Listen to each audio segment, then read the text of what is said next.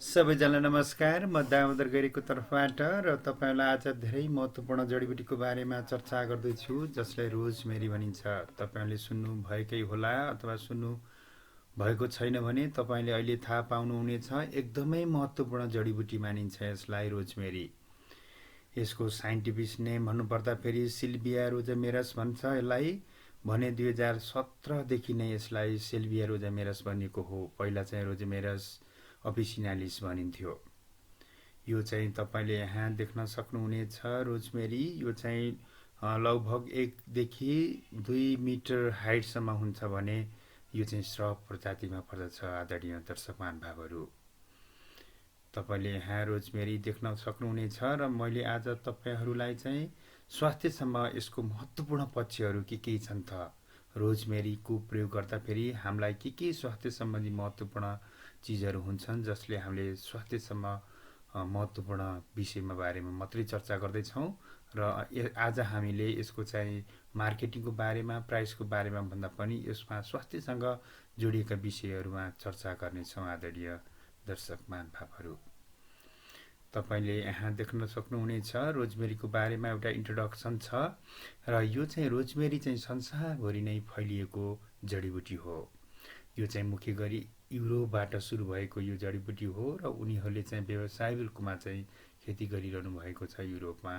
भने यो चाहिँ हामीले 1 हेक्टरमा 80 लिटर अथवा 80 केजीसम्म उत्पादन हुन्छ ओइलको, तेलको रूपमा। भने हामीले चाहिँ 2000 केजी पर हेक्टर हामीले उत्पादन गर्न सकिन्छ यो रोजमेरीलाई।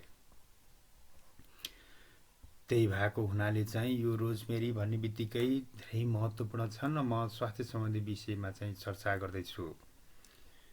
स्वास्थ्यसँग जोडिएका महत्त्वपूर्ण विषयको बारेमा चर्चा गर्दाखेरि तपाईँले यहाँ देख्न सक्नुहुनेछ रोजमेरीको स्वास्थ्य सम्बन्धी बेनिफिटहरू।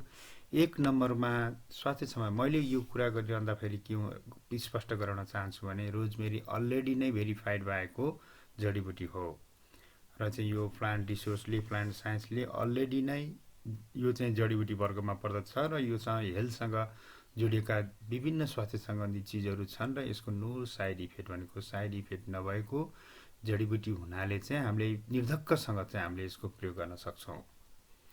स्वास्थ्यसँग जोडिएको विषयको नम्बर 1 को बारेमा चर्चा गर्दाखेरि यो चाहिँ एन्टी फङ्गल नेचर भएको हुनाले हाम्रो ढुसीको प्रकोपलाई घटाउँछ। यसले हाम्रो शरीरमा चाहिँ यसले चाहिँ ढुसीको प्रवेश गराउन दिँदैन, फङ्गल गराउन दिँदैन, त्यस्तै ब्याक्टेरियाको प्रवेशलाई रोक गर्छ र हाम्रो चाहिँ एन्टिब्याक्टेरियल प्रोपर्टिज अथवा एन्टी फङ्गल प्रोपर्टिज भएको हुनाले चाहिँ यो घाउ सन्चो गराउने अथवा हाम्रो शरीरमा चाहिँ ब्याक्टेरिया रहित बनाउने काम गर्दछ।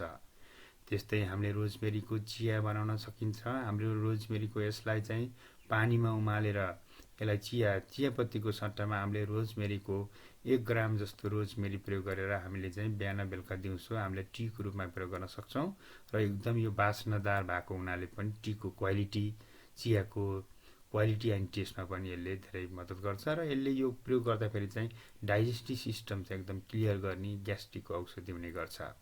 र भर्खरै मात्र रोजमेरीको रिसर्च भइसकेको छ र यसमा एन्टी क्यान्सर प्रोपर्टी छ भनेर आइसकेको हुनाले चाहिँ हामीले भविष्यमा गएर यसको रेगुलर प्रयोग गर्ने मानिसहरूलाई भविष्यको दिनमा चाहिँ क्यान्सरको सम्भावना न्यून भएर आउँछ।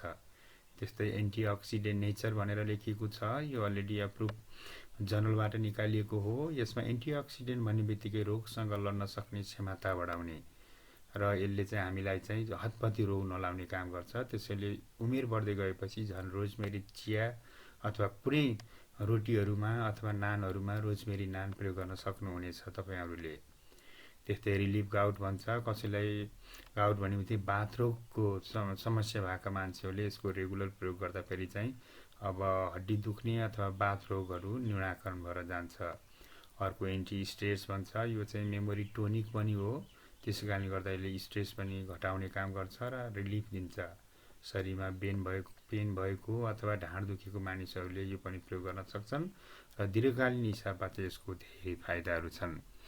त्यस्तै अब अर्को हिसाब गर्दाखेरि चाहिँ यसले चाहिँ मेमोरी पनि बढाउने काम गर्छ। बच्चाहरूदेखि लिएर चाहिँ बुढापाकाहरूको अथवा अल्कोहल प्रयोग गर्ने मान्छेहरूको मेमोरी अटोमेटिक लस हुने, छिटो लस हुने भएको हुनाले यसले चाहिँ मेमोरी इन्हान्स गर्ने काम गर्छ। स्टिमुलेटर भनेको एउटा साइकियाट्रिक हुने समस्याहरू पनि हल गरेर जान्छ। यसले चाहिँ दिमाग र बडीसँगको रिलेसनसिप एकदम राम्रो गर्छ। जस्तै अब ब्रेन हेल्थको अहिले मैले चर्चा गरिसकेँ। अर्को चाहिँ रिमासेटिक भनेको चाहिँ यो चाहिँ नसा सम्बन्धी रोगहरूमा पनि यसको धेरै राम्रो उपयोग हुन्छ।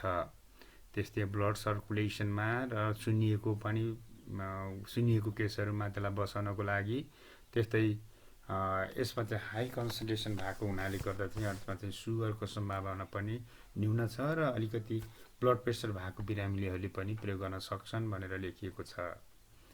रोजमेरी भन्ने बित्तिकै आदरणीय दर्शक महानुभावहरू एकदमै महत्त्वपूर्ण जडीबुटी हो। हामीले घरको आँगनमा अथवा इभन गमलामा, मैले यहाँ देखाइरहेको छु गमला, यो गमलामा यसरी लगाएर तपाईँले रोजमेरी टी पनि खान सक्नुहुनेछ अथवा अन्य चियामा यसलाई मिसाएर पनि खान सक्नुहुनेछ। यो अलरेडी एप्रुभ भएको जडीबुटी भएको हुनाले निर्धक्कसँग प्रयोग गर्नुहोला। र अहिले चाहिँ एक घर एक गमला विथ रोजमेरी गमला हुनु अति नै आवश्यक छ र तपाईँले यसको प्रयोग गर्नु अपरिहार्य देखिन्छ। र यसको प्रयोग गर्नुहोस्, स्वस्थ हुनुहोस्। स्वास्थ्य सम्बन्धी यस्तै महत्त्वपूर्ण विषयको बारेमा चर्चा गर्न अर्को भिडियो लिएर आउने छु।